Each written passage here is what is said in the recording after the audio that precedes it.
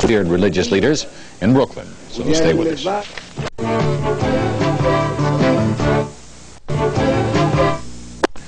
Once in a long while, a rare man and a rare moment coincide, and so it was last night. You had to be there. And fortunately, Lloyd Kramer was. Thank you, Jim. Family, history, religious survival. The story continues. The most recent chapter, though, really beginning 30 years ago. Menachem Schneerson, his father-in-law having died, leaving him with the leadership of a very large Hasidic tradition, the Lubavitch community, where anniversaries like these are extremely important. So much so that last night's 30th, in New York at least, was the largest of its... Rumor had it he was now in the building. And so we are soldiers of our Rebbe, they chanted, waiting for his message. First impression, looking out past literally waves of believers, it is always a bit startling to see such religious fervor in what some see as our buttoned-down secular society. Think about it. Besides the music, Can you think? it's very difficult, it's overwhelming. And not just in Crown Heights. Earlier in the day, the Lubavitch community had dispatched its so-called mitzvah tanks to other parts of the city to spread the word.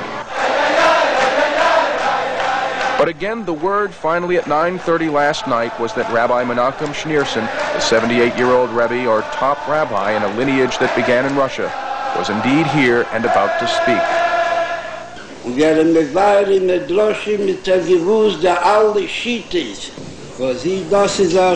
Your source is the Torah, he told them, holy scriptures, and you should live by them. For hours he spoke in Yiddish, while a communications center retransmitted the message around the world to 118 different places. And then we find the real truth among scholars, like the in English, Talmud says. Hebrew, and French. Also for radio station WEVD, Rabbi Jacob Hecht had the enormous task of trying to simply summarize during several 5-minute intermissions. When one thinks back and looks back into the life of this individual, to this great personality, this should give the individual the strength and fulfillment back to the Rebbe.